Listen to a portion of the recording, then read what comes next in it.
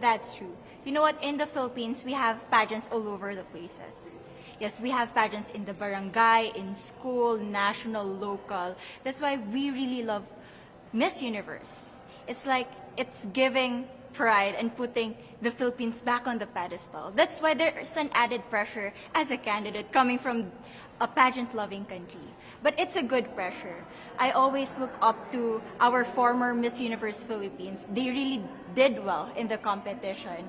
And now this is my time to show who I am, to offer what Rabiya can show to the rest of the universe. So I'm very happy, and at the same time, I'm excited to make all my kababayans proud, and hopefully I do.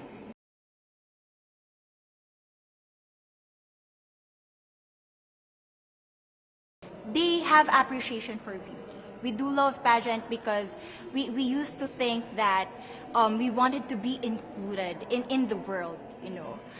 I have to be honest, in the Philippines, my skin color used to be not the standard of beauty. I was obsessed whitening my skin because these are the kinds of beauty queen we see on the mainstream.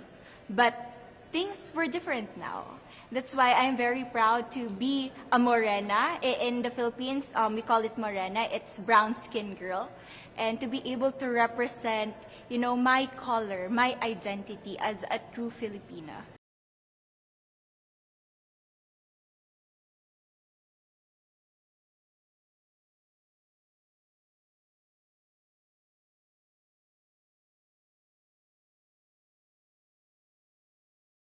Well, my journey was crazy. You know what? I started to be a dark horse. Nobody noticed me. Nobody knows I was in the competition up until the preliminary and the coronation night. And when I won, I received different comments. Of course, there were people who didn't expect me to do well, who think that I cheated. That's why I need to redeem myself in Miss Universe. I really need to do well in this competition. And the thing is, I love pressure. I love criticism. I get better every day with that. You tell me I cannot do that, I turn to you and I'm going to say that, no, I can do it for myself.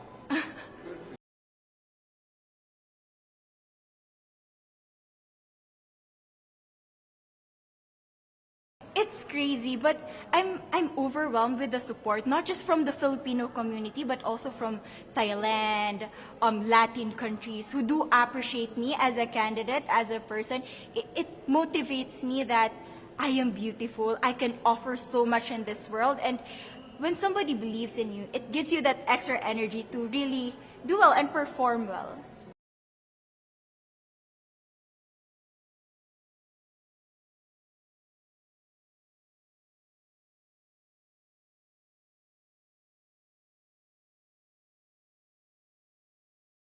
You know what? I have a different idea about Miss Universe. I thought it's gonna be very competitive, in a healthy way, well, of course. But now I can see every girl helping each other, from fixing those hairs, from trying to zip up those outfits. It speaks of the closeness and the kind of camaraderie that we want to have.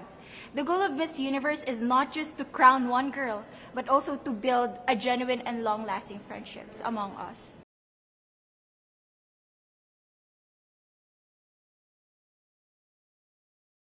There is sisterhood. I can say I was able to talk to different representatives from different backgrounds, different cultures. And despite our differences, there's so much to be highlighted in what binds us together.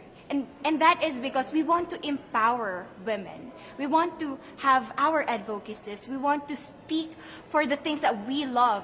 And that's a celebration of women and the beauty that we have.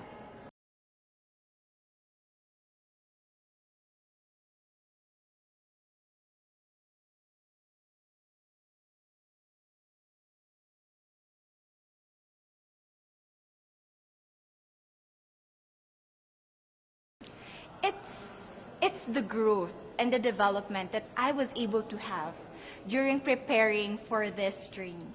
I will be honest, there was a moment that I lost my identity because I was put under pressure. I was in that position in which I feel like I'm not good enough. I'm not a good representative of my country, but I was able to bounce back stronger. And if I was able to do that for Miss Universe, I will be able to do that in life. That is my greatest takeaway from Miss Universe.